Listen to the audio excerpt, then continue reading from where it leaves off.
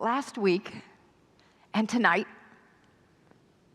we're preparing our hearts and our minds for the sacred message that Easter brings for us. And we're talking about making the sacred connection, using some profound wisdom from the master teacher Jesus, this man who didn't know where God started and he stopped, or he started and God stopped. The man who wanted us to also know our oneness with the divine. So tonight we're going to take the journey a little deeper that we began last week. And even if you weren't here last week, you won't be lost, I promise. You won't be lost. But I want to make the invitation tonight that this journey of our human experience is not a journey toward perfection as we define perfection, but instead it is a journey toward wholeness, toward acceptance, and toward integrating and embracing all aspects of our humanness as well as our divinity. You may remember from last week, or you'll hear it for the first time tonight, I said, you are the perfection of God, living out that perfection now and again, perhaps often, I don't know, in imperfect ways, right? We are all the perfection of God, living out that perfection in often, sometimes, now and again, imperfect ways. When we strive for perfection in the human experience, in the human form, we're always going to come up short. Always going to come up short. So there's an old Sufi tale about this, and it goes like this. So Nasruddin, he's always the main character in any Sufi tale. Nasruddin and his friend were having tea one afternoon, and they're talking about love and life and all things interesting, they thought. And his friend, Nasruddin's friend, says to him, "So Nasruddin, why is it that you have never married?" And he said, "Well, you know, I've been on the search, and I was in Cairo, and I met this beautiful, beautiful woman with eyes the color of olives, dark olives, and she was so intelligent, but she wasn't very kind, and so I couldn't marry her. And then I was in Baghdad, and I met this other just lovely woman. She was so kind and so beautiful, but we had nothing in common, so I couldn't marry her. And I just keep looking, and I couldn't find anyone. And finally, I found the perfect woman. She was beautiful, she was kind, she was intelligent. We had so much in common.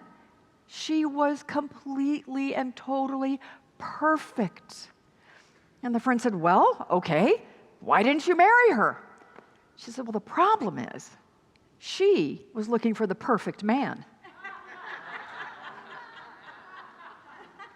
Where's my drummer who can go bada-ding, bada-dung, right? We can get in trouble in this human experience when we are trying to find this perfection on this plane. So the journey is not toward perfection, it's toward integration, it's toward wholeness, it's toward bringing both our humanity and spirituality together. So tonight I want to invite us into a conversation. And actually, it's not us in the conversation. It's a conversation that I am inviting you to have with your soul. A conversation for you to have with your soul. And in order to have this conversation, I'm going to invite you to ask yourself 2 questions. And these questions come from a beautiful poem, which actually poses lots of questions, but I'm only going to take 2 of them tonight. And it's a poem called The Invitation by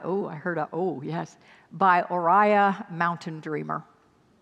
And here are the 2 questions I'm going to invite you to have a conversation with your soul about tonight. The first one is, and I love how she begins this one, "It doesn't interest me what you do for a living. I want to know if you can disappoint another to be true to yourself. If you can bear the accusation of betrayal and not betray your own soul. We'll explore that in a second. But the second question, I want to introduce it as well. The second question is, and again, starting off about what she's not interested in, it doesn't interest me what planets are squaring your moon. I want to know if you can live with failure, yours and mine, and still stand at the edge of the lake and shout to the sliver of the moon, yes. So we're going to explore those two questions tonight. And I invite you to take a deep dive into your own soul to see what your answers might be. So the first one, can you disappoint another to be true to yourself? Can you bear the accusations of betrayal and not betray your own soul? This question is about your spiritual authenticity. It's about your spiritual authenticity. You know, we often say in our belief system here that we are spiritual beings having a... Thank you. Two of you knew that. Great. I think you all knew that. You were just being shy. We are spiritual beings having a human experience. But I think sometimes we get that a little bit messed up because we try to have spiritual experiences through human approval. Do we not? And I'm going to ask a lot of questions. You do not have to answer them. They're rhetorical for you to ask your own soul. You don't have to answer mine unless you want to. But what happens when the path of your soul doesn't make sense to others? What happens when following your inner knowing, your inner truth, what if that means someone else is disappointed? You know, Jesus understood this conundrum, if you will. He understood this dynamic. And he said, for what does it profit a man or woman to gain the whole world and forfeit his soul? And I love to just add my little pieces to things. I'm not above even doing it to Jesus' statements because I think that everything can be improved on, right? Even Jesus' statements. So, that was probably blasphemous, wasn't it? I apologize. So, but just think about adding these words. For what does it profit a man to gain the approval of the whole world and forfeit his own soul? Ooh. Ooh.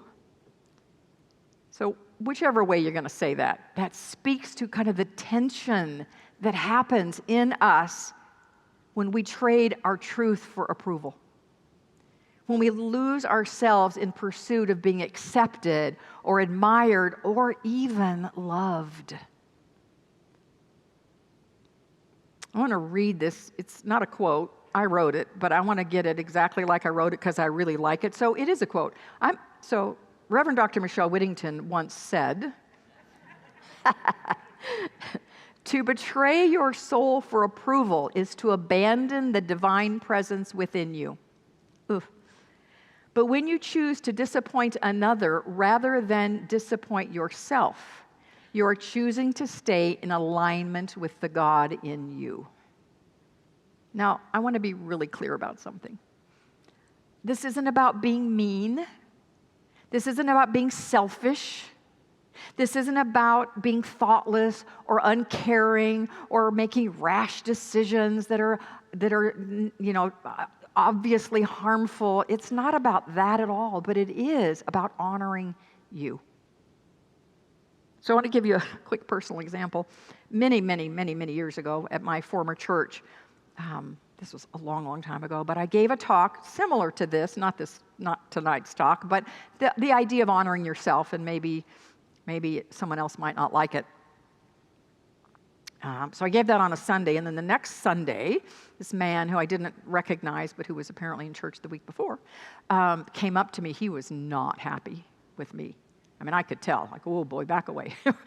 Can I run out the room right now? But I was there, so I'm like, okay, what is it that he has to say to me? And he said, "It's all your fault." I'm like, "Oh, okay. What, sir, is my fault?" "My wife left me because of your talk last week." Oh, well, I didn't say all the things I could say, like, "Oh, I don't think it was just my talk that did that." I suspect there was something else going on there, but that talk perhaps gave her permission to do something she needed to do. Now, I want to go on record here as I am not suggesting anybody here do that. So please do not go home and tell your spouse you're leaving. Or if you do that, don't blame me. Right? Okay? Don't blame me for that. But the importance is, are we honoring ourselves? That's the point. Here's another example. So there was an elderly man traveling with a boy and a donkey. As they walked through the village, the man was leading the donkey and the boy was walking behind. The townspeople saw this and said, "Old man, you're a fool for not riding. You've got this donkey. You're old. Get on the back of it. You should ride it." And he thought, well, okay, to please those people, I'll do it. So he got on the back and he was riding the donkey. They go into the next town. The people in the next town go, "Oh, what a selfish old man. That poor little child is walking while he rides on the donkey like a king. How dare he?" And so the old man went, "Oh dear, I shouldn't be doing that." So he got off and he put the little boy on. They go into the next town.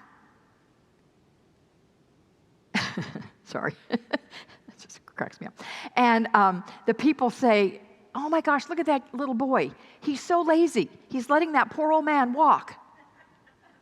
And they made the suggestion that they should just both ride on the donkey. And the old man's like, "All right, to please them, we'll both ride on the donkey." And as fate would have it, they go into the next village, the next town, and the people go, "You're being so cruel to this poor donkey, both of you riding on this donkey. How cruel of you." So to appease them, they both got off, and the old man thinks, "What now? What am I going to do now?"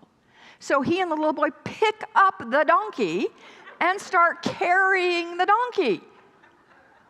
But here's what happened. They were crossing a bridge, and it was kind of rickety, and they lost their balance. And the donkey fell into the river, and it drowned. This is a horrible story, isn't it? So sorry. But there's a moral. The moral of the story is, if you try to live your life pleasing others, you are eventually going to lose your donkey. Donkey. Donkey. Donkey. That's a good catch, wasn't it? It was a good catch. Yeah, I know. So, as they say, seriously, have you ever found yourself losing your donkey because you have given away your power? Because you have said yes to things that do not resonate with your soul, with your heart. I just want you to think about that, not in blame of yourself, not in blame of anybody else, but just as a recognizing that perhaps your soul is inviting you to listen to it a little more clearly. This poem's question invites you to trust the voice within, even if it isn't popular, even if others don't understand it, even if others don't like it. You know, I'll be honest with you, I don't like the fact that Steve is leaving. I don't like it one bit, but I know that it's right for him. And so not that he needs my support totally, but 100%, you go do you, boo. Right? So what is there something for you that you sit here tonight going, wow, you know what? I have not honored myself in some situation. Could tonight be the night your soul says, well, how about maybe it's time? Maybe it's time. And I know that's not an easy path, and I know that it takes courage, and I know it sometimes means standing alone. But the invitation is, can you do that? To honor your own soul. So here is an affirmation that I'm going to say it, and then if you feel like you resonate with it, I will invite you to say it again with me. I will not betray my own soul to be what others want me to be. I will live from my truth because my truth is sacred. If you want, I'll say a piece and then repeat if you feel like you resonate. I will not betray my own soul. Not betray my own soul. To be what others want me to be. I will live from my truth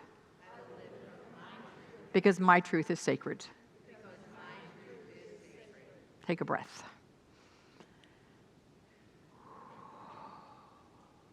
When we do that, we make a deeper connection with the divine of our being. We express the God within us more fully and more completely and more freely. Absolutely 100% of the time. So that's question number 1. Question number 2 is this.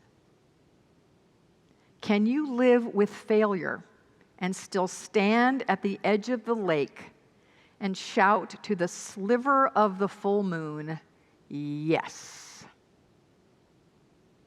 So our first question was about spiritual authenticity. This one is about spiritual awakening. How is that about awakening? Well, stay tuned. We'll get there in a minute. So last Wednesday night, we actually did talk about failures. How can we fail and be all right with ourselves? We did speak about that, but it occurred to me that perhaps that one needs a little more conversation because many of us have a hard time with that. Or it could just be me. I don't know. I may be the one who needs to go into this one a little bit deeper because failure is not really one of my favorite things to do. Making mistakes is not one of my favorite things to do. Being wrong is really not one of my favorite things to do. And yet, we all do it. In this human experience, we all do it more often than we probably even realize. Certainly more often than we want to admit.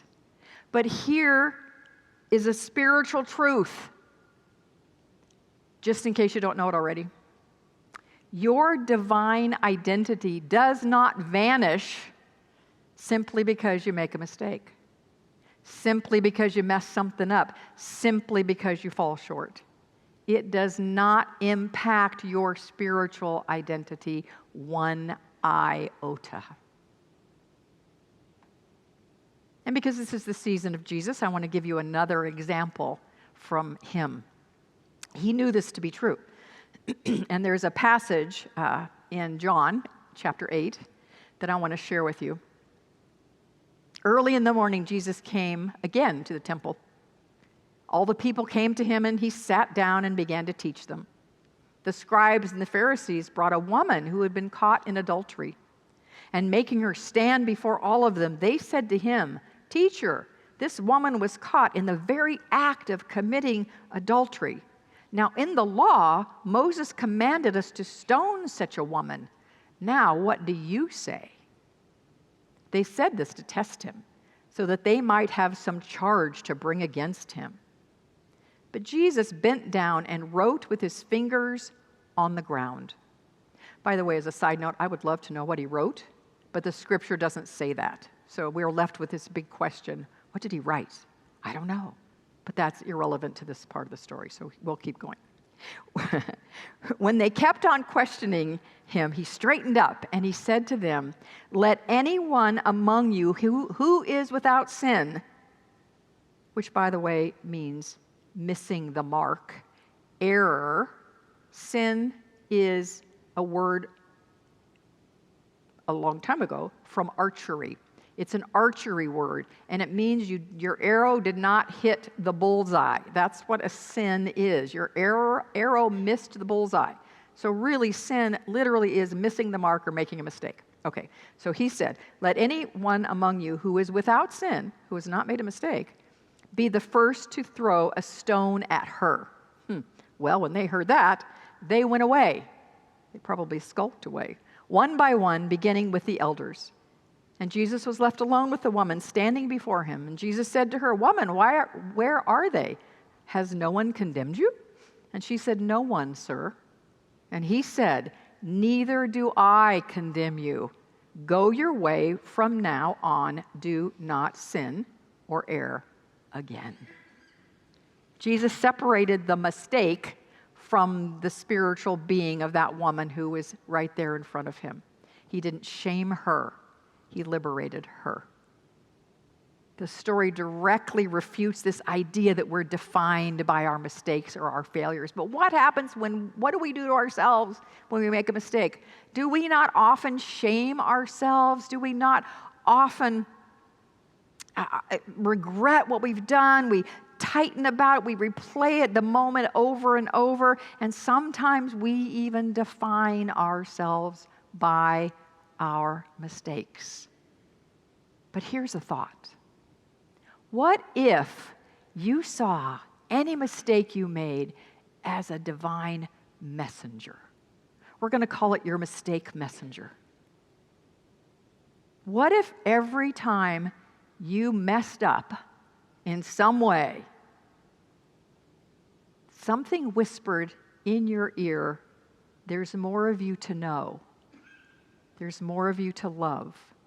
This experience will take you there if you'll listen." I kind of think mistakes are how the universe speaks to us in bold print. Like all caps, bold, underscored, exclamation point, exclamation point. I need to get your attention here. I need to get your attention. They're wake-up calls. They're invitations. So I'm going to ask you to do something very pleasant right now, and that's think of a mistake you've made recently. Because I know you probably have. I have. We all have. Some mistake you've made. Maybe you've been beating yourself up about it. Maybe you've been feeling bad about it. Maybe you've been questioning your worth, your value because of it. That blah, blah. How about this? How about if you know that it's a message for you to grow beyond a pattern that you've been in, perhaps? Maybe it's a message to telling you that you're not aligned right now with your spiritual truth. You're off kilter a little bit. Maybe it's a message saying you're stronger than you think you are. Come on and let's prove it to yourself. Or maybe it's saying, "Hey, honey, your ego is in the driver's seat there. Why don't we just take a step back and let Spirit drive the bus for a little while?" I don't know what the message might be.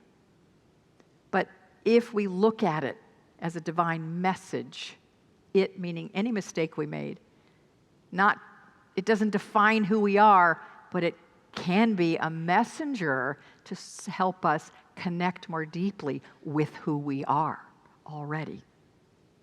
So instead of punishing ourselves for mistakes that we make, could we not ask this question? What is this experience trying to show me? And that's where the spiritual awakening comes in. What is this experience trying to show me? This question, can you live with failure and still stand at the edge of the lake and shout to the sliver of the full moon, yes, invites us to shout yes to life, even in the presence of messing up. Not because we like messing up, making mistakes, failing, but because it's part of the process of deepening into who we know ourselves to be, whole, worthy, and divine. And let's be clear, this yes isn't a denial or it's not false positivity. It's actually, I'm going to call it like a warrior's yes. It's this yes that stands in faith that says, I know that this thing that just happened, that I just did, that I just messed up, I know that this is taking me somewhere great. And I'm willing to look and find out where it's going to take me. It's a yes that says, I choose to wake up and know that I'm worthy and know that I'm whole. I want to tell you one more story. This is another true story. So many years ago, I went to a performance of a group called Cavalier. Cavalier. I think that's how it's pronounced. They're kind of like Cirque du Soleil, but on horseback. And I forgot where they were, somewhere in Phoenix, but it was an indoor auditorium, a fairly big stage, but not a massively big stage. And these beautiful horses on the stage doing all sorts of things with their riders, just beautiful. But one of the things they were doing was running on this stage, like a gallop, and there's like many horses running in a circle. And the riders are doing flips and cartwheels and standing and, flipping and landing on the horse. I mean, it was unbelievable to watch. It was mesmerizing to watch. But the most mesmerizing thing happened when one of the riders, and remember, we are going at a good clip around this tight circle, he did a flip and he missed his footing, came down, did not fall off the horse, but came as close to falling off the horse as he possibly could have without actually falling off. He was like hanging. He was hanging from the horse, and that horse did not stop because it was in a row. It couldn't stop. We'd had a crash if one horse had stopped. So this horse is going. The rider is hanging, and we are all in the audience like, and we watched this rider find out he was probably stronger than he thought. He got back up on that horse, not just to sit. He stood back up on that horse and went, yes! And when he did that, the entire auditorium rose to their feet in ovation, in yelling, in woohoo, in adoration for what that man had done.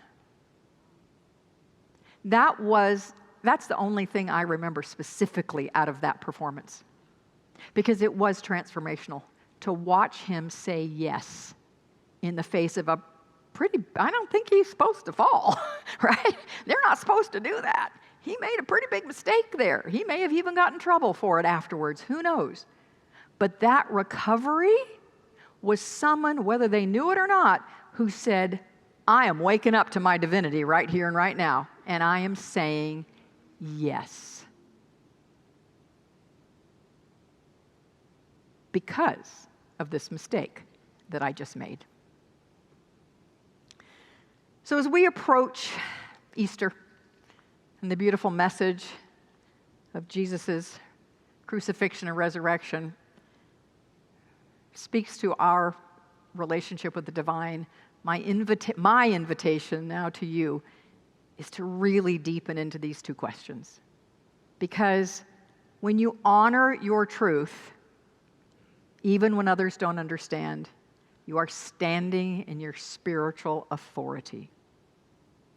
And when you rise from a failure and say yes to life, you are experiencing a spiritual awakening. And when you do these things, you don't become whole and worthy and divine. You don't become that. But you make a connection with that which you already are. And then you will be an answer to one of Jesus' prayers when he said, and the glory which thou, God, hast given me, I give to them, so that they may be one, even as we are one. Namaste.